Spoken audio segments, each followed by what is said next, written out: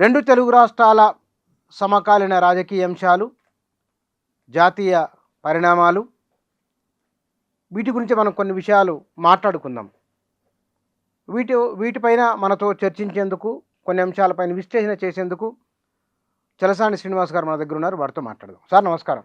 నమస్కారం సార్, మీరు రాజకీయ అంశాలు, ఆర్థిక అంశాలు అన్నిటి మీద వ్యాఖ్యానిస్తున్నారు. ఇవాళ రెండు తెలుగు రాష్ట్రాల్లో ప్రధానంగా ఇవాళ ఎజెండా మీద ఉన్నది ఆర్టీసీ కార్మికుల సమస్య. తెలంగాణలో ఉన్నది. ఇక ఆంధ్రప్రదేశ్లో చాలా పెద్ద లిస్టే, చాలా పెద్దగా అవుతుంది. ముందు ఇక్కడి విషయం మాట్లాడదాం. ఏపీలో ఆర్టీసీ కార్మికుల పరిస్థితి ఎట్లా ఉన్నది? తెలంగాణ వాళ్ళు చేసిన డిమాండ్ ఏదో మీకు తెలుసు. మీరు ఏపీ పరిస్థితి చెప్పండి ఎట్లుందో. రెండు విషయాలు కంపేర్ చేసుకుంటే ఇంతకుముందు చూశారండి, ఆంధ్రప్రదేశ్లో జగన్మోహన్ రెడ్డి గారు ఆర్టీసీని ప్రభుత్వ శాఖలో విలీనం చేసాం, క్వాసీ విలీనం అది అని చెప్పి ప్రకటించగానే కేసీఆర్ గారు మాట్లాడితే ఏం సోయిపోయింది, అట్లా చేస్తారని చెప్పి ఆయనే మాట్లాడారు. స్ట్రైక్ గట్టిగా నిలబడ్డాడు కేసీఆర్ గారు. స్ట్రైక్ చాలా గట్టిగా స్ట్రైక్ అయింది తెలంగాణలో, చూశారు మీరు. ఎవరైతే అప్పుడు థామస్తో సహా అందరూ తెలంగాణ ఉద్యమంలో గట్టిగా పాల్గొన్నారు, వాళ్ళందరినీ టీఎస్టీఆర్టీఎస్ అని పెట్టిన తర్వాత కూడా వాళ్ళందరూ తిరుగుబాటు చేసి గట్టిగా ఉన్నా సరే కేసీఆర్ గారు బికాస్ ఆఫ్ ఆయన బలం కానీ మిగతా కానీ ప్రజలు ఉందా కానీ కర్కశంగా అణిచివేశారని పేరు ఉంది, చూశారు మీరు. అవును. ఆ తర్వాత ఇవాళ ఉన్నది మౌలికంగా రెండు చెప్తానండి. ఈ రెండిట్లో ఆర్టీసీ యాక్చువల్గా ఆర్టీసీని కార్పొరేషన్గా ఉంచితే అక్కడ ఆ కార్పొరేషన్ బాగుండాలని మా దగ్గర చాలామంది మీరు బస్సు ఎక్కండి కూడా అనేవారు.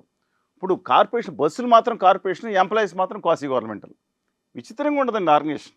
ఎందుకంటే బస్సులు వాళ్ళకి ఆలోచన లేదేమో పాలకులకి.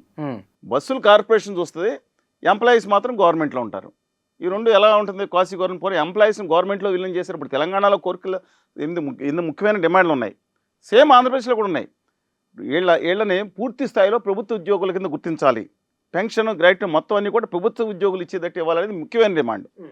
దాంతోపాటు పని గంటల విషయం ఇవన్నీ కూడా దాన్ని న్యాయమైన సాధ్యమైంది. పని గంటలు కానీ మిగతా వాళ్ళకి హెల్త్ బెనిఫిట్స్ కానీ లేదా పిల్లలకి ఏదైతే ఉన్నా ఈ 90% ఆచరణ సాధ్యమైంది. కానీ గవర్నమెంట్ ఉద్యోగస్తులుగా డైరెక్ట్గా చేయాలంటే గవర్నమెంట్కి కార్పొరేషన్కి రిక్రూట్మెంట్లో తేడా ఉంటుంది. తెలంగాణ గవర్నమెంట్ సబార్డినేట్ సర్వీస్ అని ఉంటుంది, ఏపీ గవర్నమెంట్ సబార్డినేట్ సర్వీస్, కానీ దాంట్లో సెపరేట్ ప్రొవిజన్స్ ఉంటాయి. దానికి ఎక్కడన్నా ఉద్యోగం చేస్తే అంటే వాళ్ళు తెలంగాణలోనే కాదు, లేదంటే కలకత్తాలో తెలంగాణ ఆఫీస్ పెట్టిన వెళ్ళాల్సిన పరిస్థితులు ఉండాలని సబార్డినేట్ సర్వీస్ ఉంటాయి. కొన్నింటికి లిమిటేషన్స్ ఉంటాయి. జోనల్ పోస్టులు కూడా మార్చుకోవచ్చు, అది మీకు తెలుసు కదా. జోనల్ డిస్ట్రిక్ట్ పోస్టులు కూడా మార్చుకునే అవకాశం స్టేట్ గవర్నమెంట్ ఇస్తుంది. కానీ ఆర్టీసీ కార్పొరేషన్కి సర్టెన్ నిబంధనలు ఉంటాయి దాంట్లో. కానీ మనం ఇన్నాళ్ళుగా చూస్తున్నాం కదా, ఆర్టీసీ కార్మికుల సమస్యలు నిరంతరం అది పెరుగుతున్నట్లుగా ఉన్నాయి. రెండోది, అది ప్రభుత్వంలో ఒక భాగమైనప్పటికీ మిగతా ప్రభుత్వ ఉద్యోగుల కంటే ఎందుకు తక్కువ వేతనాలు? ఎందుకంటేనండి, ఇది డైరెక్ట్ రిక్రూట్మెంట్ కాదు, కార్పొరేషన్ మెర్జ్ అయింది. ఇప్పుడు మీకు ఆల్ ఇన్ కార్పొరేషన్ అన్నప్పుడు గవర్నమెంట్ ఎత్తేసినప్పుడు వాళ్ళందరినీ కూడా టెక్స్ట్ బుక్ ప్రెస్ రోడ్, మిగతా బిల్డింగ్ స్టేషన్ అనేక చోట్ల అకామిడేట్ చేశారు స్టేట్లో, మీకు తెలుసు. వాళ్ళకి డైరెక్ట్ కార్మికుల యొక్క బెనిఫిట్స్, డైరెక్ట్ ప్రభుత్వ ఉద్యోగుల బెనిఫిట్స్ ఇవ్వలేదు. రిక్రూట్మెంట్ సిస్టమే వేరు. ఇప్పుడు కార్పొరేషన్ ద్వారా వస్తున్నారు. అందుకని కాకపోయినా మనం వాళ్ళ న్యాయమైన కోరికలు ఏదైనా ముందర పరిష్కరించే మీద పాజిటివ్ దృక్పథంలో పెట్టాలి. ఇప్పుడు కేసీఆర్ గారు ఏదైతే మాట్లాడినా ఇప్పుడు రివర్స్లో మాట్లాడతారు అనుకుంటా, వేరే సంగతి. మామూలే కదండి. ఇవాళ నేను మొట్టమొదటిగా కోరుకునేది అన్నిటికంటే ముఖ్యంగా ప్రాణం విలువైంది. ఇవాళ గౌడ్ గారు ఆయన ఆత్మహత్య, నేను ఎంత బాధ కలిగించే విషయం అది, చాలా బాధాకరం. నేను ఒకటి చెప్తున్నాను, గ్లోరిఫై కూడా చేయాల్సిన అవసరం లేదు. వాళ్ళందరూ వాళ్ళ గొప్ప త్యాగం చేశారు, కానీ దయచేసి దాన్ని గ్లోరిఫై చేయొద్దు. ఎట్ ద సేమ్ టైం మనం బతికుండి సాధించాలి. నిజంగా చెప్తానండి, బతికుండి సాధించాలి. ఎట్టి పరిస్థితుల్లోనూ ఇలాంటి ఒక తీవ్రమైన నిర్ణయాలు తీసుకోవద్దు. ప్రజలందరూ కూడా పూర్వంలా కాకుండా వాళ్ళ మీ కోరికల మీద పాజిటివ్గా ఉన్నారు, చాలా కోరికల మీద. అందువల్ల పాజిటివ్ నిర్ణయంగా మీరు ఉద్యమంలోకి వెళ్ళి హక్కులు సాధించుకోవాల్సిన అవసరం ఉంది. గౌరవ ముఖ్యమంత్రి సహా రవాణా శాఖ మంత్రి అందరూ కూడా దీని మీద ముఖ్యమైన దృష్టి పెట్టాల్సి ఉంది. ఆ రోజు కేసీఆర్ గారు గట్టిగా ఉన్నారన్నారు, అజయ్ గారు గట్టిగా చూశారు, ఆ రోజు ఈ రోజు వారు. అందువలన మీరు హక్కుల కోసం పోరాడండి. ఎగ్జాక్ట్గా నేను అంటే ఏపీ ఎన్జిఓ అసోసియేషన్ ఆ రోజు నేను గౌరవ సలహాదారుగా ఉన్నాను. ఉద్యోగాల రూల్స్ మీద కోర్టులో వెళ్ళినప్పుడు తెలుసు. ఈ ఆర్టీసీ ఉద్యోగులతో కూడా చాలా సన్నిహితంగా అక్కడ విభిన్న సమయంలో కలిసి పనిచేసాం, ఉద్యమంలో కలిసి భుజం కలిసి పనిచేసాం. నేను ఇంకోటి కూడా టెంపరీ తాత్కాలిక కార్మికులకు జీతం ఎంత ఇచ్చేవారు తెలుసండి మీరు? 7,000 రూపాయలు, 12,000, 12,000, 15,000. వాళ్ళ ప్రైవేట్ బస్సుల కార్మికులు కూడా చాలా దారుణమైన పరిస్థితులు ఉన్నాయి. కొన్ని చోట్ల లాంగ్ డిస్టెన్స్ తప్ప ఒక డ్రైవింగ్ అనేది, అందులో కండక్టర్ ఉంది, మెకానికల్ షాపుల్లో ఉద్యోగస్తులు కూడా ఉన్నారు దీంట్లో. కానీ ఇక్కడ ఆర్టీసీ కార్మికుల విషయంలో ఉమ్మడి రాష్ట్రంలో అయినా సరే, ఈరోజు అయినా సరే, ప్రభుత్వాలు వ్యవహరిస్తున్న తీరు సరైందేనా? ఒకటండి, ఏదైతే వాళ్ళ న్యాయపరమైన కోరికలు ఉన్నాయి, ఆరోగ్యపరమైన కోరికలు ఉన్నాయి, సర్వీస్ కాంట్రాక్ట్స్ మీద ఉన్నాయి, లేదంటే పని గంటల విషయంలో మాత్రం వాళ్ళ కోరికలే ప్రజలకు పూర్తిగా మద్దతు ఇచ్చేటట్టు ఉండదు. ఎందుకంటే వాళ్ళ ఆరోగ్యం బాగుంటేనే ప్రజల ఆరోగ్యం బాగుంటుంది. అంతే కదా. బస్సు ఆరోగ్యం వాళ్ళ ఆరోగ్యం, బస్సు ఆరోగ్యం రెండు చెప్తున్నానండి. బస్సు ఆరోగ్యం బాగుంటేనే మన ఆరోగ్యం బాగుంటుంది, వాళ్ళ ఆరోగ్యం బాగుంటే మన ప్రాణాలు బాగుంటాయి. ఈ రెండు కాన్సెప్ట్లో ఖచ్చితంగా ప్రజలు వాళ్ళకి మద్దతు ఇవ్వాలి, ప్రజల అండ వాళ్ళకు ఉండాలి. ఇప్పుడు నన్ను మిగతా విషయం డిఫర్ చేయవచ్చు, ఎందుకంటే మొత్తం 100% అకార్డింగ్ టు రాష్ట్ర ప్రభుత్వ ఉద్యోగులతో సమానంగా ఉండాలి అంటే నెంబర్ ఆఫ్ కాంప్లికేషన్స్ ఉంటాయి. అంత సమానం కాకపోయినా మిగతా విషయాల్లో పూర్తి ఇవ్వాలండి నా వ్యక్తిగత అభిప్రాయం ఇది. ఎందుకంటే నా సోదరులతో ఏఐటీసీ మొత్తం అందరూ మిత్రులు కూడా ఉన్నారు. అందుకని వ్యక్తిగత దానికన్నా తక్కువగా, అంటే సమానంగా ఎందుకు ఉండకూడదు, రిక్రూట్మెంట్ వ్యవస్థలో తేడా ఉంది, పరీక్షలు మిగతా అన్నింటిలో తేడా ఉంది. అంటే వీళ్ళు అనవచ్చు, ఇప్పుడు స్టేట్ గవర్నమెంట్లో కూడా డ్రైవర్స్ ఉంటారు, వాళ్ళకి మాకు తేడా ఏంటని న్యాయమైన ప్రశ్న అది. కానీ రిక్రూట్మెంట్లోనే దాంట్లో టెస్టులు కానీ పరీక్షలు కానీ చాలా తేడా ఉంది. చాలా కార్పొరేషన్లో అండి, అంటే నేను ఎవరిని తప్పట్ను కానీ అధికారులు కార్పొరేషన్ చైర్మన్గా ఉండగా చాలా ఎంత పారదర్శకంగా జరుగుతుందో నియామకాలు మనకి తెలుస్తుంది. ఇప్పుడా ఒకప్పుడు కానీ ఇప్పుడు ఎప్పుడన్నా కానీ చెప్తున్నా, ఎందుకు వాళ్ళని తప్పట్ను ఎందుకు ఇప్పుడు. కానీ అందులో నిజాయితీ పరులు గట్టిగా కష్టపడే వాళ్ళు చాలామంది ఉన్నారండి. అలా వాళ్ళ యొక్క బాధ రాత్రిలో ఒక చోట ఓళ్ళలో పడుకోవాలి, తెలుసా మీకు, పల్లి బస్సుల్లో వాళ్ళ బాధలు ఇంకా మన అనుమానం ఉండాలి. ఒక ఇంట్లో ఉన్న కనుకున్న పిల్లలతో వేగడమే పేరెంట్స్కు వాళ్ళ వల్ల కాదు. అలాంటిది భిన్న మనస్తత్వాలు కలిగిన వాళ్ళు బస్సు ఎక్కితే వారిని కిలోమీటర్ల కొద్ది తీసుకొని వెళ్ళాలి. మనుషులతో మెసలడం అనేది మామూలు విషయం కాదు. బస్సులో అష్టావధానం అండి ఫుల్. మీరు హైదరాబాద్ బస్సు ఎక్కుతారు కదా, చూడండి ఇప్పుడైతే కొంచెం బస్సులు ఫెసిలిటీ ఉంది. ముందు ఇటు ఎలాడుతూ ఉండేవారు. దీంట్లో కండక్టర్ ఎక్కడ ఉంటాడు, ఎక్కడ ఉండాలి, కండక్టర్ వెంటనే వీళ్ళు స్క్వాడ్ తయారవుతారు. పనిష్మెంట్ ఏం చేయాలి చెప్పండి, డబ్బులు చిల్లర ఉండదు, నరకం అనిపించేవారండి నిజంగా. ఇప్పుడు కొంత బెటర్ ఏమో కానీ, ఇప్పుడు కొంత ప్రైవేట్ వెహికల్స్ వచ్చినాయి కాబట్టి కొంత బెటర్. మొత్తం వీళ్ళు చేసిన సేవ నిజంగా అబ్సల్యూట్గా చెప్తున్నా అండి. ఆర్టీసీ ఆ రోజుల్లో చేసిన సేవ జనం అనుకుంటచ్చు, ఎవరో కొంతమంది మామూలు సేవ, కొంతమంది ఏదో ఒకళ్ళిద్దరు అన్ని వ్యవస్థలు ఉంటారు గట్టిగా రూడ్గా వివరించిన వాళ్ళు మిగిల్చుకుని 10 పైసలు ఏమో అంటే నేను సపోర్ట్ చేయలేదు, ఏం వస్తుందండి. అంత కష్టపడి తొక్కుతూ ఉంటారు. మసాజ్ పథకం అంటే లోపల ఉన్న అటు ఇటు ఎంత బలిష్ఠుల మధ్యన నరకం పడేవారండి. డిస్కో డాన్స్ చేయాలి మళ్ళీ, తెలుసు కదా. అవతలే ఆగమనగానే అక్కడ ఆగాలి. పైగా బస్సు అండి, హైదరాబాద్లో బస్సు నడపటం, మీరు even I'm telling you, Warangal also, I can say in Visakhapatnam also, అని విజయవాడ అయితే మరీ చెప్తున్నానండి, ఇరికిరికి రోడ్లు. అసలు రోడ్లలో వీళ్ళు ఎలా వెళ్తారండి, ఎన్ని యాక్సిడెంట్లు అవుతాయి అంటే వాళ్ళని అనుకుంటాము. ఇప్పుడు లాంగ్ డిస్టెన్స్ 2 బస్సులు ఉన్నాయి, షార్ట్ డిస్టెన్స్ అంటే లోపల ఉన్న సెమీ అర్బన్ బస్సులు వేరు. ఈ నష్టాలు వస్తున్నాయి తెలుసా మీకు. ఇవాళ డిటీసీ అయితే, అంటే గవర్నమెంట్ డిటీసీ అయితే రోజు ₹1 నష్టం అంటే ఢిల్లీ ట్రాన్స్పోర్ట్ కార్పొరేషన్ అనేవారు. తెలంగాణలో కూడా ఆర్టీసీ హైదరాబాద్ బస్సులు నష్టం, ఏది అర్బన్ బస్సులు నష్టం వస్తున్నాయి. ఎందుకంటే సబ్సిడైజ్ చేస్తుంది. లాంగ్ డిస్టెన్స్ బస్సు ఇప్పుడు ఇక్కడి నుంచి కర్నూలు, విజయవాడ లేకపోతే ముంబై బస్సుల్లో లాభం. షార్ట్ డిస్టెన్స్ బస్సులు, అలాగే పల్లె వెలుగు కొన్ని బస్సులు పెట్టారు కదా ఇప్పుడు మిగతా గ్రామీణ ప్రాంతాలకి. నేను ఆర్టీసీ అనేది ఒక బాధ్యతగా ఉందండి. ఎందుకంటే ప్రైవేట్ బస్సు వాడు అక్కడ 10 మంది ఉంటే వేయడాడు, వానికి 2-3 వేల రూపాయలు ఇవ్వాలి, వాడు పెట్టిన నిబంధనలకు తలొగ్గాలి, వాడు భయపెడతాడు ప్రయాణికులను. ప్రైవేట్ బస్సు స్వేచ్ఛ ఉంటుంది ప్రయాణికులకు అండి. పల్లెటూర్లకు ఎవరు సేవ చేస్తారు, బిఎస్ఎన్ఎల్ ఎందుకు ఉండాలని కొడుతున్నాం అలాంటి. ఇది కూడా బిఎస్ఎన్ఎల్ ఫోన్ పెట్టుకున్నా, ఇప్పుడు కూడా దాని పక్కన కూడా పెట్టుకుండాలి సిగ్నల్స్ రావద్దు. ఎందుకని, ఒక సామాజిక బాధ్యత ఉంది బిఎస్ఎన్ఎల్కి, దాన్ని కాపాడుకోవాలి. ఒక ఆర్టీసీకి లాభం ఒకటే కాదు, ఒక పల్లెటూరులో కూర్చుని వాళ్ళు ఒక సామాన్య కుటుంబాలు, బలహీన వర్గాలు ఉంటే వాళ్ళు అది తీసుకుని ఏది ఆకుకూరలన్నీ తీసుకుని హైదరాబాద్లో లేకపోతే పక్కన వరంగల్లో లేకపోతే మహబూబ్నగర్లో ఇంకో చోటకి వెళ్తే వాళ్ళు ఎట్లాగా బతుకుతారండి. వాళ్ళకి అలంబన ఇదేనండి ఆర్టీసీ అనేక మందికి. దీంట్లో ఒకటి చెప్పండి, గవర్నమెంట్ హడావిడిగా మహిళలకు ఉచిత బస్సు ప్రయాణం ఇచ్చింది. బెంగళూరుని కర్ణాటక చూసి ఇది కూడా ఆంధ్రప్రదేశ్లో కొట్టుకున్నారు జనాలు, తర్వాత ఏపీలో, ఇక్కడ ఏపీలో జిల్లాల వరకు అనేది రోజు కాదు, అప్పుడప్పుడు జరుగుతుంది, జిల్లాల వరకే. అది ఏపీలో.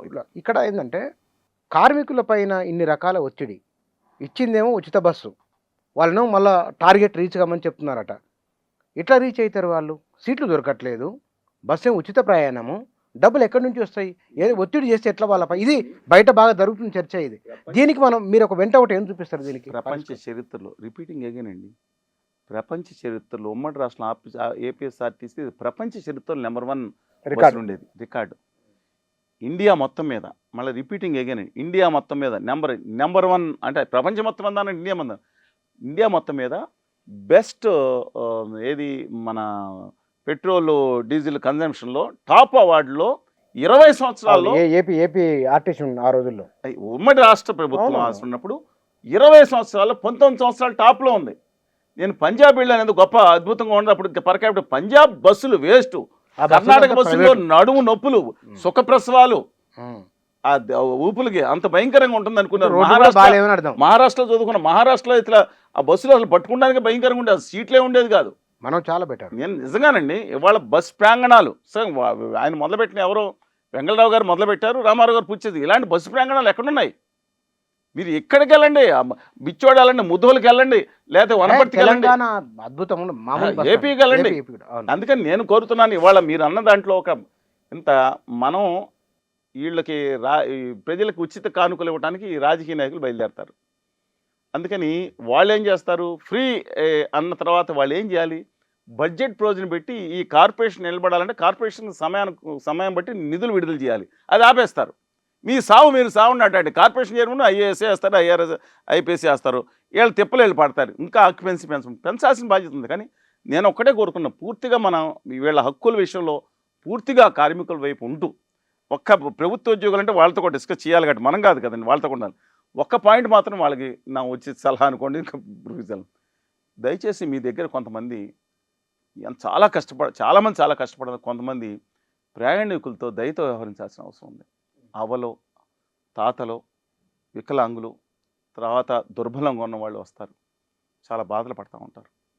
అలాగా నేను మిగతా డబ్బులు మేము మాట్లాడగానే ఆ విషయంలో కూడా మీ కుటుంబ సభ్యులు వచ్చాడు అనుకోండి, కొంత మీ ఒత్తిడి మీకు ఉంటుంది. ఈ ఒక్కటే నేను వాళ్ళకి అభ్యర్థిస్తున్నాను, ఒక్కసారి అర్థం చేసుకోమని చెప్పుకోరుతున్నాను.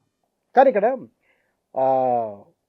ఆర్టీసీ కార్మికులు వాళ్ళకు డిపోలు, పెద్ద పెద్ద విశాలమైన ప్రాంగణాలు, వాటిని కొంత రకరకాల వ్యాపార నమూనాలు చేస్తున్నారు కదా.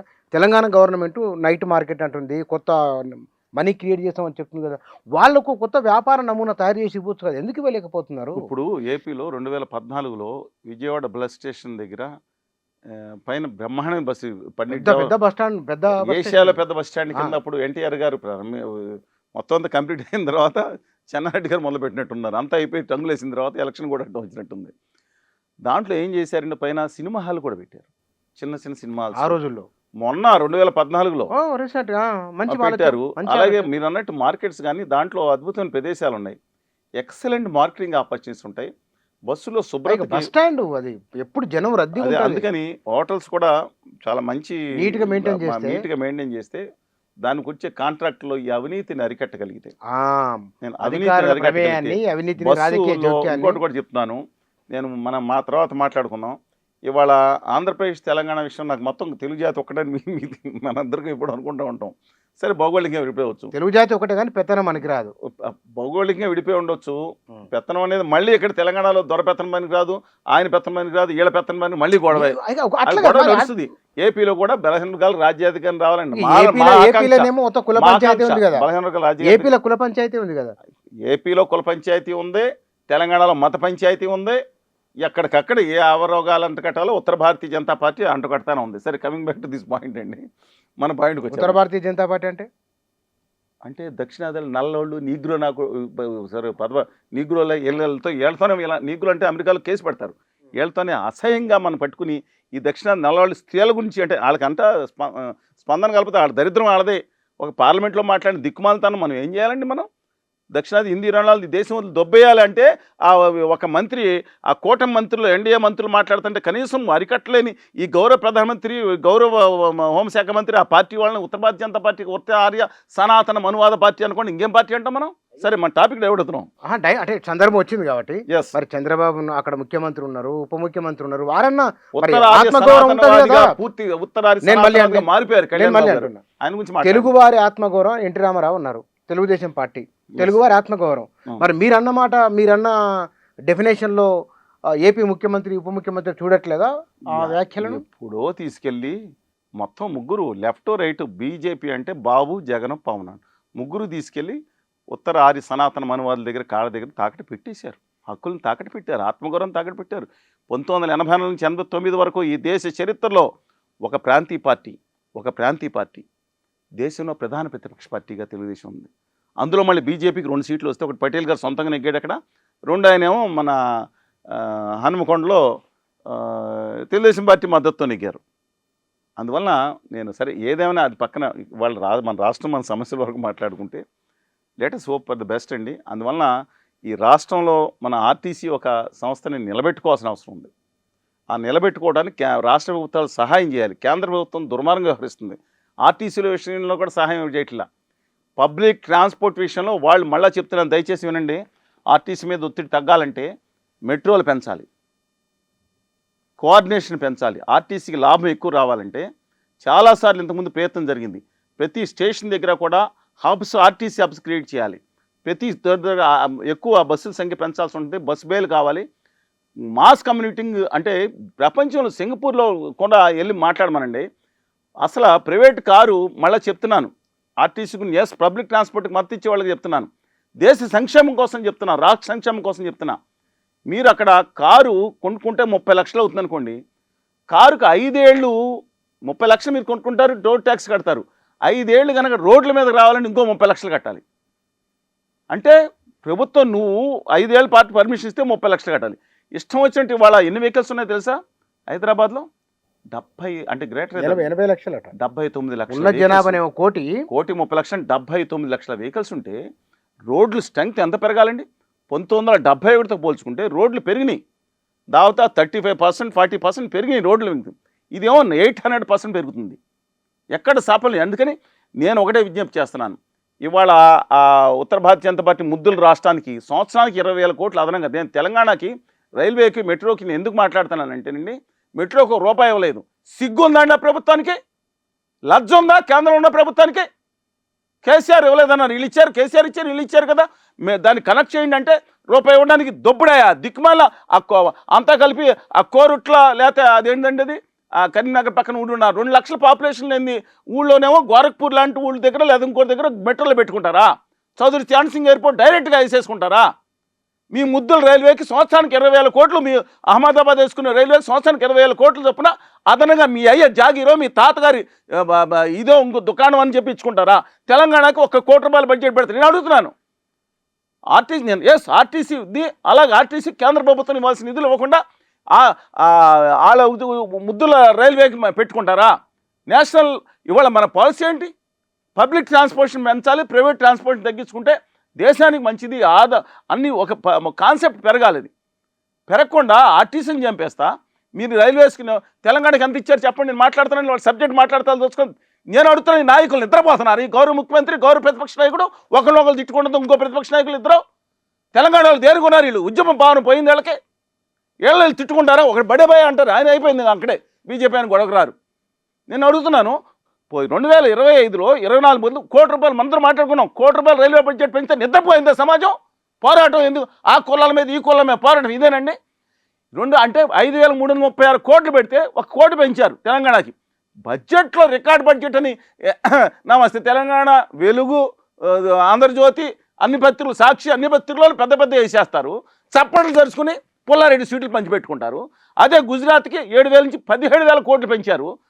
8,000 కోట్లు పెంచుతారు. ఒక్కడ మాట్లాడ్డావు. గుజరాత్తో తెలియదు కదా, కంపేర్ చేయరు కదా. గుజరాతీ పాటలు పాడుకుంటారు వాళ్ళు కదా.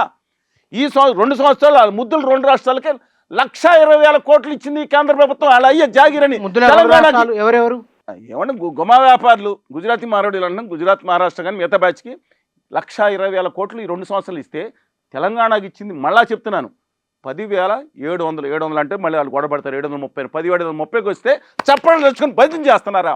ఆర్టీసీకి ఈ దేశంలోనే ప్రతిష్టాత్మక సంస్థలు ఉన్న ఆర్టీసీకి, ముఖ్యంగా తెలంగాణకి, ఏపీకి మొండి చేయి చూపిస్తాండి. ఇంకోటి చెప్తున్నా, ఆర్టీసీకి లో కేంద్రం వాటా ఉందండి. ఎంత పర్సెంట్ ఉంటుంది? ఎంతో పర్సెంటేజ్ ఇప్పుడు మళ్ళీ పెంచి లేటెస్ట్ డాక్యుమెంట్ కానీ ఇప్పుడు రైల్వేస్ మెట్రో దాంట్లో కేంద్రం సాయం చేసినట్టు నేను అడుగుతున్నా. బైఫర్కేషన్ ఇష్యూలో అప్పుడు అదే తేడా వచ్చింది. చెప్తాను, దాంట్లో కేంద్రంలో మా పాత్ర ఉందని మాట్లాడింది. వాళ్ళ ఆస్తులు ఉన్నాయి, అద్భుతమైన ఆస్తులు ఉన్నాయి. ఆర్టీసీకి ఆస్తులు ఉన్నాయి. దాన్ని మీరు అన్నట్టు మానిటైజేషన్ అమ్మేసి మానిటైజేషన్ కాదు, ఉన్న వాటిని రక్షించుకొని మార్కెట్ అలా చెప్పండి. పీయూష్ గోయల్ చేతిలో మార్వాడి గారి చేతిలో పడింది అనుకోండి, మొత్తం అమ్మకం మొదలు పెట్టమంటారు, అంతా వాళ్ళే వచ్చేస్తారు. ఏదైతే తెలంగాణలో ఊరు వాళ్ళ మొత్తం అంతా మార్వాడి వ్యాపారులు వచ్చి మా స్థానిక వయసు అందరినీ ఇక్కడ కాదు ఏపీలో అందరూ దొబ్బేయడానికి చూశారు, వీళ్ళు కూడా ఆర్టీసీ కూడా అర్థం కాదు సార్. ఒక రోడ్డు పక్కన ఒక ప్లేస్ ఉంటే కనుక ఒక కమర్షియల్ కాంప్లెక్స్ ఉంటుంది, పైన అపార్ట్మెంట్ ఉంటుంది. ఆర్టీసీ వాళ్ళకు ఒకప్పుడు ఊరికి దూరంగా ఉండేవి, ఊరి మధ్యలోకి డిపోలు వచ్చినాయి. వాటి చుట్టుముట్టు కమర్షియల్ కాంప్లెక్స్, హోటళ్ళు లేదా ప్రైవేట్ ట్యూషన్లు పెట్టుకోవడానికి, ప్రైవేట్ కాలేజీల కోసం ఇవ్వచ్చుగా డిపోల దగ్గర చోట్ల ఆల్రెడీ ఎస్టాబ్లిష్మెంట్స్ చేస్తున్నారు. కానీ దీనికి ఒక కాన్సెప్ట్ నేను ఎప్పుడు మనం చూడాల్సింది పాలనలో అవినీతి లేకుండా ఉండాల్సిన అవసరం, జవాబుదారితనం ఉండాలి. చాలా గొప్ప అధికారులు ఉండే ఒకప్పుడు చాలా గొప్ప అధికారులు ఉండేవారు. అధికారులు అంటే ఐఏఎస్ ఐపీఎస్ క్రీమ్ సొసైటీ అంటున్నారు కదా, ఇవాళ నిజాయితీ పనులు కూడా ఇంకా చాలా మంది ఉన్నారు. వలన వ్యవస్థలో కొత్తగా వచ్చే వాళ్ళని, కసితో ఉన్న వాళ్ళని, ఈవెన్ కానిస్టేబుల్స్ కానీ ఎస్ఐలు కానీ దమ్మున్నాళ్ళు వస్తున్నారండి, కసితో ఉన్నాడు. ఈ వ్యవస్థ చంపేస్తున్న వాళ్ళని ఉన్నత విద్యావంతులు వస్తే వ్యవస్థ వాళ్ళని పాడు చేస్తా ఉంది. అలాంటి వాళ్ళని 10 మందిని వేయండి, అల్లల్లాడిస్తారండి. అవకాశం ఇవ్వండి. ఇవాళ డైనమిక్గా వ్యవహరిస్తున్నారు కదా ముఖ్యమంత్రి, వ్యవహరిస్తున్నారు కదా. ముందర కేంద్రంతో మాట్లాడుకుని ఈ ఏర్పాటు చేసి ఆర్టీసీని బతికించుకుని స్వయం పోషణ దాన్ని కొన్ని చేసుకోగలిగితే అద్భుతంగా ఉంటుంది. ఇక మనం ముఖ్యమంత్రి ప్రస్తావన వచ్చింది కాబట్టి నార్త్ సౌత్ విషయంలో వారు చేసిన ఆర్గ్యుమెంట్తో మీరు ఏకీభవిస్తున్నారా? డీలిమిటేషన్ విషయంలో రేవంత్ రెడ్డి గారు చదువుకుని ఫైన్ ఆర్ట్స్ ఓయిలో హిందీ బాగా వచ్చిందని కాదు, కానీ బీయింగ్ హైదరాబాద్ ఉర్దూ అంతా బామ్మ. పార్లమెంట్ సభ్యుడిగా ఢిల్లీలో హిందీలో మాట్లాడుతుంటే దేశ ఆర్థిక శాఖ మంత్రిని ఏ తెలంగాణ హిందీ దేకో క్యా ఎంత అవమానకరంగా మాట్లాడతారండి. దక్షిణ భారతదేశం నేను అనలేదండి, బాబాసాహెబ్ అంబేద్కర్ ఉత్తరాది సాంప్రదాయమే మూఢనమ్మకాలను, దక్షిణాది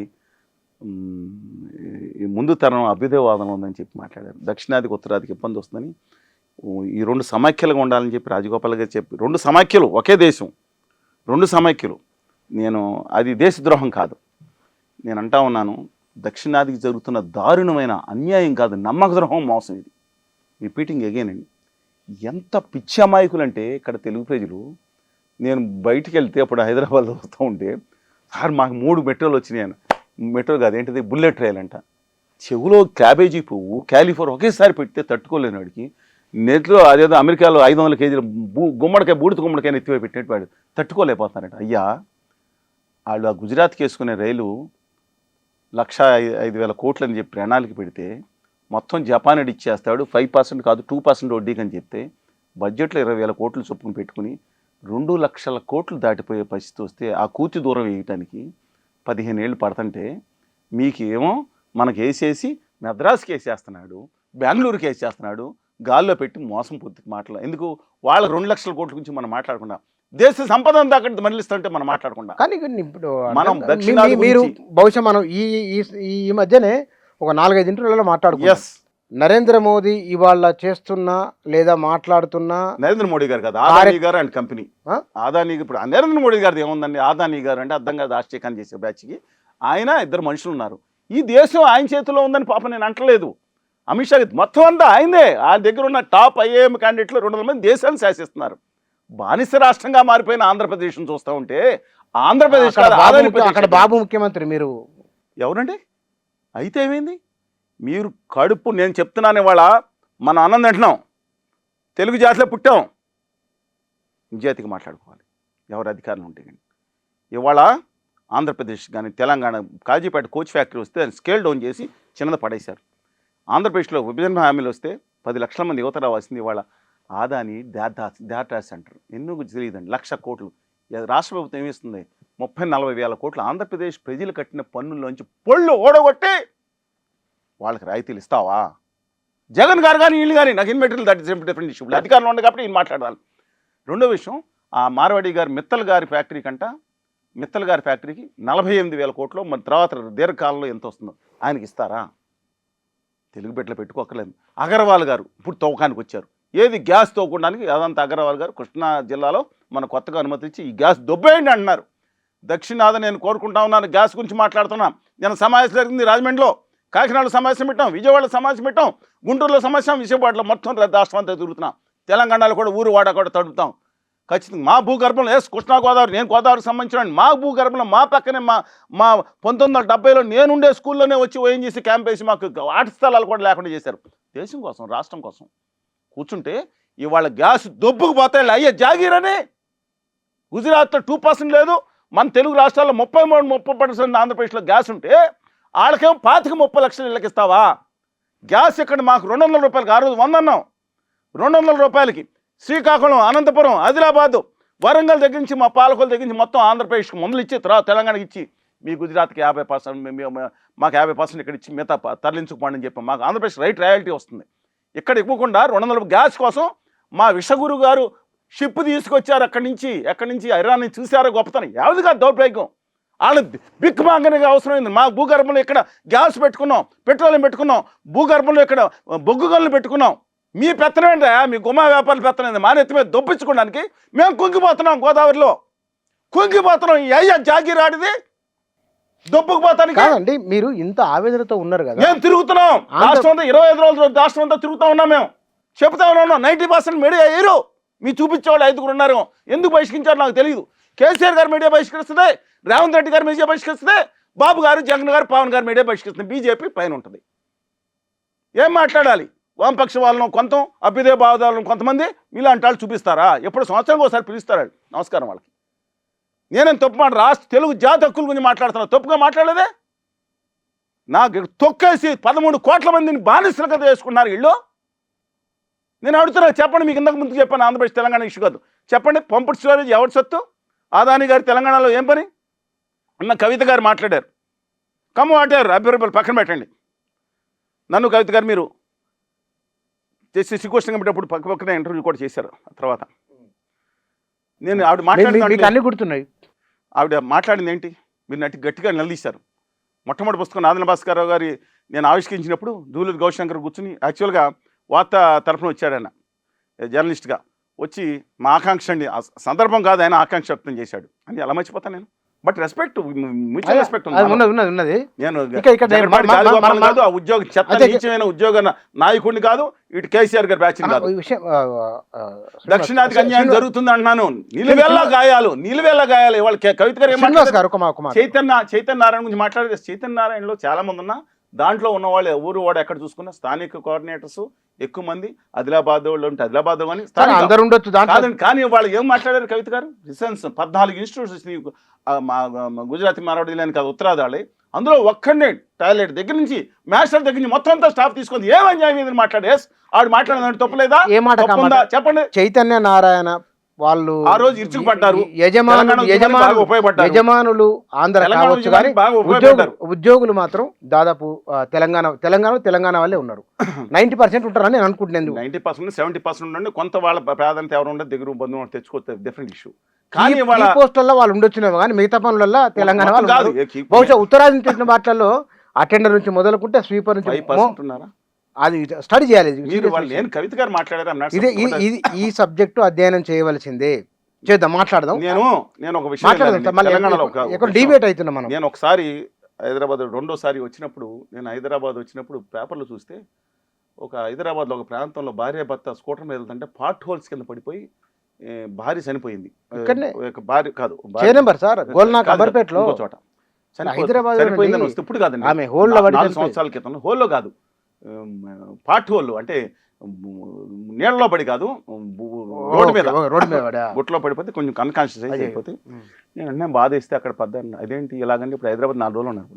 వెంటనే ఏం చేయాలండి అంటే అప్పుడు రోడ్ డాక్టర్ ఒక ఆయన ఉండదు, నేను తెప్పిస్తానండి బొంబాయి నుంచి రెడీమేడ్ కాంక్రీట్ తార్ మిక్స్ ఉంటుంది, చాలా కాస్ట్లీ, తెప్పించేసి ఎమోషన్ నాకు భావజాలం వెళ్ళి 5 కోటి రోడ్డు మీద ఆయన అడిగి ఎన్ని చేస్తాం, అవి 1 కోటి పెట్టలేం కదా, 4 లక్షలు మొత్తం రోడ్డు మీద పార్ట్ హోల్స్ పెట్టి మేము పూర్తి చేసిన తర్వాత ఎవరు లేరు అక్కడ, పిల్లలు 2-3 సాయం చేశారు. కొంచెం అందరూ వెళ్ళి తాగండియా అని ఒక షాప్కి వెళ్తే వాడు క్యాహే అన్నాడు, తెలుగు రాదన్న క్యారే నడిచి వెళ్తే అన్నాడు.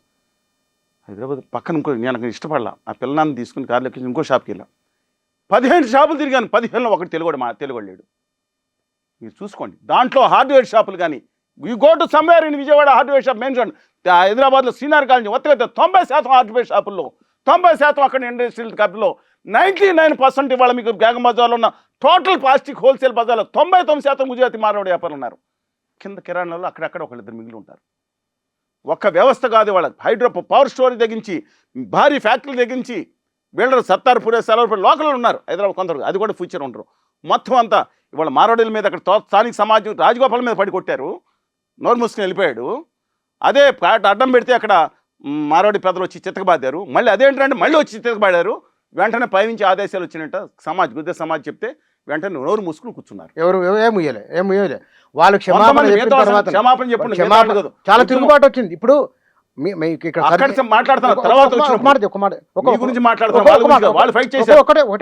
ఒకటే మాట, తెలంగాణ పైన పెత్తనం ఎవరు చేసినా తెలంగాణ సమాజం క్షమించదు, సహించదు. నెంబర్ 1.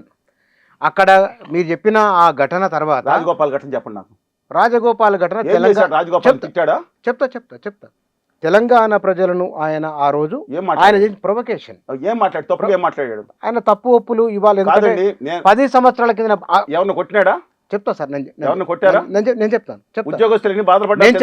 చెప్తాను. కానీ ఆయన చేసిన కారణంగా చాలా మంది పిల్లలు చనిపోయిండ్రు. ఆయన ప్రొవకేషన్ వలన చాలా మంది ఆత్మహత్య. కేసీఆర్ గారి ప్రొవకేషన్ వల్ల కోస్తాంధ్రలో చాలా మంది చచ్చిపోయారు. ఇప్పుడు భౌతిక దాడులు చేస్తాం కాదు, భౌతికత చేయమని నేను అందే. తెలుగు నేను బయట ఇదే చెప్తా ఉంటా. మేమందరం కోస్తా, తెలంగాణ, రాయలసీమ, ఉత్తరం ఏదన్నా అయి ఉండొచ్చు.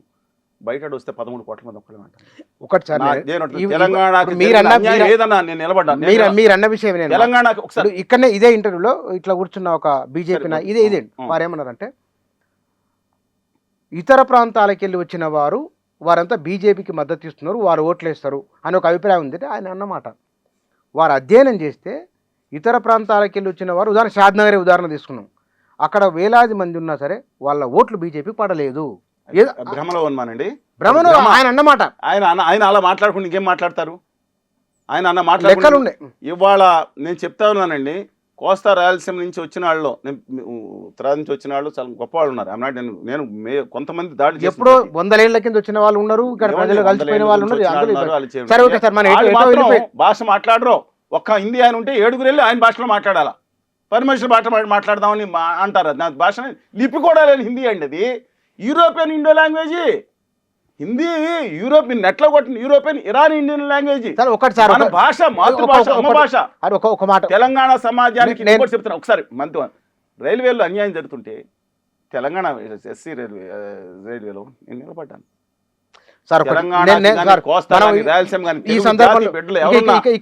నిలబడదాం, నిలబడుకుందాం. లోపల ఉంటే మళ్ళీ మన ఇళ్ళలో. ఇక్కడ మొత్తం భారతదేశంలో ఉన్న మరి హిందువులు అంట, నేను ఇక మెజారిటీ 80% హిందువులు అంటే చెప్తా. కొన్ని భేదాలు ఉన్నా అందరూ అనివార్యంగా కలవాల్సిందే. ఎవరైనా ఉత్తరాది సనాతనవాదులను ఎక్కడైతే లోపం మనువాదులతో మేము కలవం. లోపం ఉంటా లోపాన్ని సరిదిద్దుకోవాలి. మనువాదులతో మేము కలవం. తల నుంచి ఒకటి పుట్టాడు, కాళ్ళ నుంచి ఒకటి పుట్టాడు. ఏంటి ఒక ముఖ్యమంత్రి ఈ సోదరదవలో మిగతా కులాలకు సేవ చేయడానికి పుట్టాడని ట్వీట్ పెడితే ఒక ముఖ్యమంత్రి డిస్మిస్ చేయని ఈ ప్రభుత్వాన్ని గురించి మాట్లాడండి. సూత్ర పుట్టక ఇంకొకటి అంటాడు, దక్షిణాదికి మా ఉత్తరాది నుంచి పంపించి ఆ కులాలను మొదటి 3 రాత్రులు పడుకుంటే అఫీషియల్గా మాట్లాడి ఆ మంచి పుట్టకపడతారని మాట్లాడితే ఊరుకోవాలా? గొప్పవాళ్ళు ఉన్నారు దాంట్లో. మరడులు జీడీ బిర్లా గారు లేరా? ఎంతమంది ఉన్నారండి? గొప్పవాళ్ళని గౌరవిద్దాం. కానీ ఇంత అహంకారం. శ్రీనివాస్ గారు, సమాజం ఎప్పుడు పురోగమనంలో ఉంటుంది, వెనక్కి రాదు. నెంబర్ 1. ఎవరైతే మీరు పురోగతివాది, అభ్యుదయవాది, మూఢనమ్మకాలు పెట్టుకుని ఆ దిక్కుమాలిన చైనాని కొట్టడానికి టెక్నాలజీ పరంగా ముందుకెళ్ళటం మానేసి యూనివర్సిటీలో భూత వైద్యం కోర్సు పెట్టి బ్రూమ్ క్రీమ్ అని దాని మీద మంత్రప్రయోగం చేస్తే చైనా వెనక్కి వెళ్ళిపోద్దా? అదే మీరు చెప్పేది పురోగతి. ఈ రోజు ఆంధ్రప్రదేశ్, తెలంగాణలో సమాజం ఆనాడు అభ్యుదయవాదంతో ఉండే 70లో, ఇప్పుడు మూఢనమ్మకాలు, కుల చిచ్చు, మత చిచ్చు రెచ్చగొట్టి చూస్తాం వల్ల వెనక్కి వెళ్ళిపోయే ప్రమాదం ఉంది. అది నిజమే. ఎందుకంటే సైంటిఫిక్ అప్రోచ్ మనిషిని నిలబెడుతుంది ఎప్పటికైనా సరే. నువ్వు ఆధ్యాత్మిక, మనకు హిందువులు నేను ఒకటే చెప్తానండి, అది ఆధ్యాత్మిక నమ్మకాలు వదులుచుకుంటూ అభ్యుదయ భావాలు పుణ్యపుచ్చుకుంటూ ఆధ్యాత్మిక అలమంగా గొప్ప గోదావరి గంగా ప్రవాహాలు సాగే ప్రపంచంలోని గొప్ప జీవన విధానం అద్భుతం. మంచి ఆలోచన. హిందూ ధర్మం అది. దాన్ని మేము కట్టుకుంటాం. కానీ తల నుంచి ఒకటి పుట్టాడు అనే సిద్ధాంతం అదే అది సనాతనవాది కుట్రపూరితమైంది, అంటారండి. హైదరాబాద్ లో మనకు మొదటి రాజ్యాంగం మనుశాస్త్రం అని గ్రంథం రిలీజ్ చేసింది ఈ దేశం మొత్తం మీద. హైదరాబాద్ అది దాని మీద పెద్ద ఆర్గ్యుమెంట్ ఉన్నా లేకపోయినా నాకు అర్థం కాదు, అంగీకరించరు. అది కూడుకున్నది, ఏం పుట్టకబుట్టింది ఏమంత వాళ్ళు తల నుంచి ఎవడు పుట్టి మనమే తెలుగు నుంచి చెప్తాం. సార్ మీరు అన్నారు కాబట్టి సార్ గుర్రం జాషువా దాని మీద చాలా క్లియర్గా చెప్పిండు. ఎవరు ఎక్కడి నుంచి పుట్టారో తెలియదు కానీ మేమైతే మా అమ్మ కడుపులో పుట్టినామని చెప్పిండు ఆయన. ఇక చర్చ వద్దు మనకి ఎందుకు. కానీ ఇవాళ ఆర్టీసీ కార్మికుల దాని మీద మనం మాట్లాడితే పోయినాం. ఏపీలో నిజంగానే ఆ ప్రభుత్వం ఒక శాశ్వత పరిష్కారం చూపించలేనప్పుడు శాశ్వతంగా దీనికి ఒక పరిష్కారం చూపించాలంటే అటు ఏపీ అయినా తెలంగాణ అయినా ఏ మార్గం ఎంచుకుంటే బాగుంటుంది?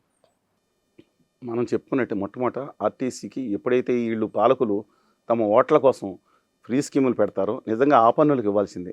వికలాంగులు కానీ మిగతా వాళ్ళకి కానీ వృద్ధులకు కానీ కొన్ని చోట్ల ఎత్తేసారు, వృద్ధులకు చెప్తున్నానండి, వృద్ధులకు కానీ మనం చేయాల్సింది సమాజం నైతికమైన బాధ్యత. ప్రెగ్నెంట్స్ లేడీస్ కూడా డెఫినెట్గా కొన్ని చోట్ల మన సామాజిక బాధ్యత అండి. అలాగే ఉద్యోగస్తులకు, రాష్ట్రం మొదలు కష్టపడే ఉద్యోగస్తులకు బాధ్యత కూడా ప్రభుత్వం తీసుకోవాల్సిన అవసరం ఉంది. కానీ దాన్ని బలోపేతం చేయాలి. కార్పొరేషన్ నిలబడాలంటే లేదా కొనారు వెళ్ళిపోతుంది, ఎత్తేస్తారు కార్పొరేషన్. ఎన్ని కార్పొరేషన్ తెలుస్తుంది ఎఫ్ఎంఎల్లో? మీరు ఎన్ని ఎత్తలేదు వాళ్ళు చెప్పండి. రాష్ట్రంలో అనేక కార్పొరేషన్ బ్రహ్మాండం నడిచే కార్పొరేషన్ పక్క వెళ్ళిపోలేదా? అందువలన దాన్ని బలోపేతం చేయాలి. ఆర్థికంగా ఏదన్నా సరే ఇప్పుడు మార్కెట్ ఎకానమీ మీద ఉంది, డిమాండ్ అండ్ సప్లై. అందువలన ఆ డిమాండ్ పెంచుకోవాల్సిన అవసరం ఉంది. వాళ్ళ మోనోపల్లి పూర్వం లేదని ఇప్పుడు మోనోపల్లి కూడా తీసేస్తారు. అందువలన రైల్వేలో కూడా అమ్మానికి మోనోపల్లి తీసిన అమ్మానికి అప్పచెప్పండి. ఇది కూడా రేపు పొద్దున మనం గొడవ చేస్తే రెడీగా చిన్న ఆదాని ఆ అమ్మాని పక్కకి వెళ్ళండి, చిన్న ఆదాని రెడీగా ఉంటాడు. అందువలన దీన్ని కార్పొరేషన్ బలోపేతం చేస్తా ప్రభుత్వ రంగంలోనే ఉండాలి, అది కూడా ప్రభుత్వ రంగంలోనే ఉంచుకుంటూ దాన్ని ఆర్థికంగా బలోపేతం చేస్తా. వీళ్ళ ఓట్ల కోసం ఇచ్చే దానికి బడ్జెట్లో ప్రయోజనం పెట్టి తక్షణం ఏదైతే చేస్తారో కార్పొరేషన్ వెంటనే నిధులు విడుదల చేయాలి. అది బలోపేతం చేయాలి. మానిటైజేషన్ గా చేసుకుని అమ్మకుండా దానికి ఉండాలి, ప్రభుత్వ రంగంలో ఉండాలి. చెప్తున్నట్టు ఆర్టీసీ బస్సుల మీద ఇంకా అడ్వర్టైజ్మెంట్ అద్భుతంగా చేసుకోవచ్చు. బస్సు మీడియా సార్ అద్భుతమైన, అది మూవింగ్ మీడియా ఎంత అద్భుతంగా చేసుకోవచ్చు. అది ఇంతకుముందు వేశారు ఏది విల్ పవర్ ఉంటుంది. నిజాయితీ నిబద్ధత ఉన్న యంత్రాంగం తోడైతే అద్భుతాలు కార్మికులు సార్. వాళ్ళు 30,000 మంది పైన ఉన్నారు, 40,000 అంత జీతాలు సార్. వాళ్ళ 40,000 పైన ఉన్నారు. ఆంధ్రప్రదేశ్లో 45,000 ఉన్నారు. వాళ్ళకి చిన్న జీతాలు. చాలా మంది పని గంటల విషయంలో చాలా ఒత్తిడి ఎదుర్కొంటారు. వాళ్ళ కుటుంబ సమస్యలు ఉంటాయి, లేదా పని గంటలు ఎప్పుడు బండి పైలట్ మళ్ళీ చెప్తున్నా అండి, వీళ్ళకి పైలట్లకి తేడా ఉందని మీరు అనుకోవచ్చు. బట్ మా పైలట్ ఎవరంటే మా బస్సు డ్రైవరే మన పైలట్. సమాజానికి సామాజికంగా వాళ్ళు చూసుకోవాల్సిన, దయచేసి అంతిమంగా మనం క్లోజ్ చేసే ముందు వాళ్ళ కండక్టర్ ఏదో అటు ఇటు ఉంటాడు, పక్కన పెడదాం. డ్రైవర్ నడిపి అతను పైలట్ ఇలాగే ఇంపార్టెంటో అతని యొక్క ఇంట్లో గొడవ జరిగింది అనుకోండి, ఆ రోజు ఆ టెన్షన్ వచ్చింది, అతని యొక్క మానసిక స్థితి కూడా జాగ్రత్తగా చూసుకుంటారు పైలట్స్. జాగ్రత్తగా అలా కాకుండా మనం డ్రైవర్లని ఇంకా జాగ్రత్తగా చూసుకోవాల్సిన దాంట్లో అంటే మెకానికల్ స్టాఫ్ ఉంటారు డిపోలో, వాళ్ళని కూడా చూసుకోవాలి. కానీ ఫస్ట్ ప్రయారిటీ మనం జాగ్రత్తగా చూసుకుని వాళ్ళని హ్యాపీగా పెడితే మనం హ్యాపీగా ఉంటాం. రైట్ సార్, థ్యాంక్స్ అండి. వాస్తవానికి 2-3 విషయాలు మాట్లాడాలనుకున్నాము. సబ్జెక్టు ఆర్టీసీ పైన దృష్టి చర్చ కూడా, డిస్కషన్ కూడా అట్లాగే వచ్చింది. సరే, ఆర్టీసీ విషయంలో అటు ఏపీ అయినా తెలంగాణ అయినా అక్కడ పూర్తి స్థాయిలో సమస్య పరిష్కారం కాలేదు, ఇక్కడ కూడా కాలేదు. కార్మికుల్లో 90% వరకు పై స్థాయి హోదాలో ఉన్నవారు అరాకొరా మినాయిస్తే కనుక అత్యంత వెనుకబడిన సామాజిక వర్గాలకు సంబంధించిన వారే ఆ సర్వీస్లో ఉన్నారు. ఒకవేళ శూద్రాగ్రవర్ణం ఒకటి ఉన్నత వర్గాలను వారు పేదవారే అక్కడ పనిచేస్తారు. పైగా వీళ్ళంతా 2 తెలుగు రాష్ట్రాల్లో ఉన్న పేద ప్రజల ప్రయాణ సాధకులు. వాళ్ళు కొన్ని లక్షల మందిని గమ్యస్థానాలకు చేరుస్తున్నవారు. వారి అభివృద్ధి అంటే ఆటోమేటిక్గా ఏ పార్టీ చేస్తే వాళ్ళకి ఓట్లు వచ్చినట్లే, ఒకళ్ళు ఓట్ల లెక్క వేసుకున్నా సరే. ఈ సంక్షేమాన్ని కొంత దానికి పరిష్కార మార్గాలు చూపించు. ప్రతిసారి సమ్మెలు, ఈ గందరగోళాలు, ఆర్టీసీ కార్మికుల ప్రాణాలు పోకుండా ఉండాలంటే ఒక శాశ్వతమైన ఒక విధానాన్ని ప్రభుత్వాలు ఆలోచించి ఒక నిర్ణయం తీసుకుంటే బాగుంటుంది. Thank you.